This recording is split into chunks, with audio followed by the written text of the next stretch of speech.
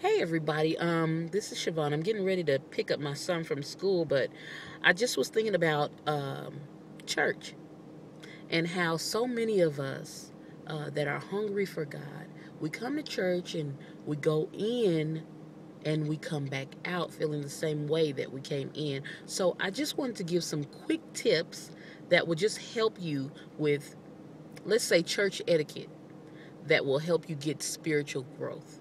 How about that? Um, be mindful of where you sit when you come to church.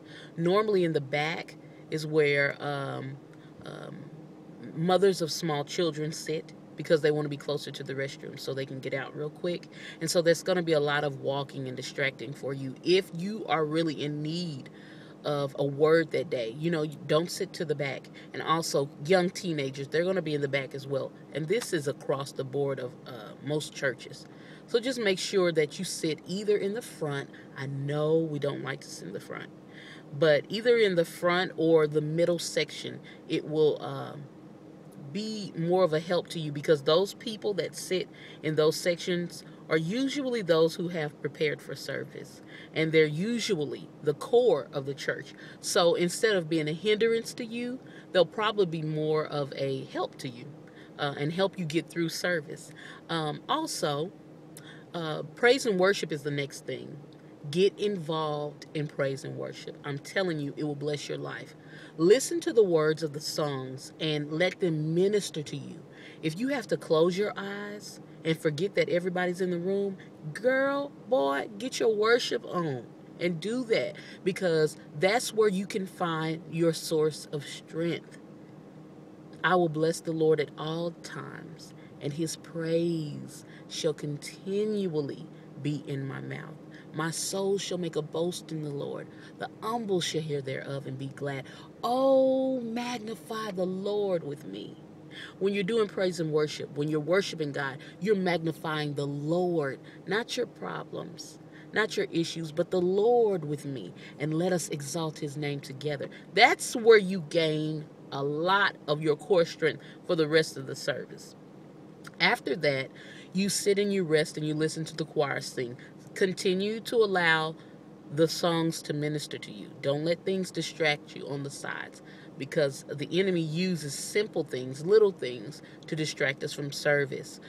After that, uh, I'm sure at your church you may have the offering time.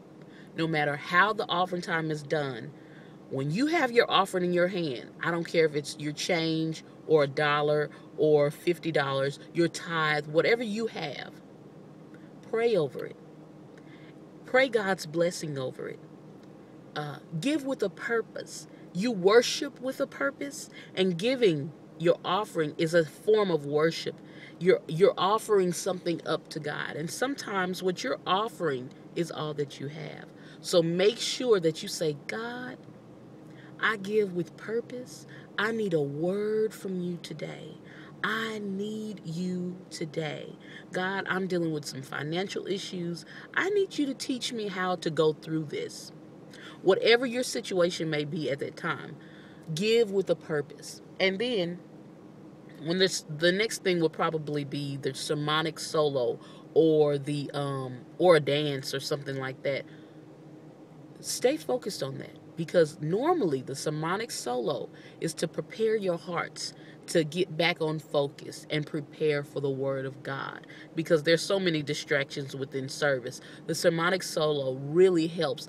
When you look in the Bible, thinking about the Levites, the singers, they were to worship unto the ark. They were to worship God, forgetting about the people, and to worship until the presence of God would overtake the temple or overtake the building, wherever they were. So make sure that you allow yourself to be engaged in worship because that will prepare your mind, your heart, to receive whatever the word says that day. I don't care if it's going to prick your heart and make you think about something that you did that you shouldn't have done.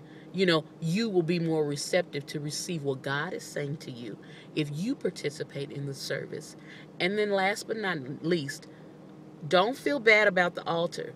The altar is for the saints. But if you are a sinner, God is right there for you. He said, come, all that thirst.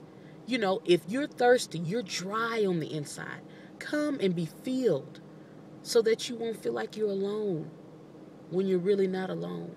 So you won't feel like you can't make it when you're really not by yourself making it. We have God on our side. So that's just some quick little pointers, with church. Because I'm telling you, there can be some distractions, especially if you're in a leadership position. Make sure that you govern yourself accordingly. You know where to sit. You know where not to sit. I'm talking to the leaders, and you know what you're supposed to give and all that kind of stuff. That's personal. But make sure that your focus is worship and preparation so that you can receive what God has for you. Be blessed, you guys. I got to pick up David. I might be a few minutes late.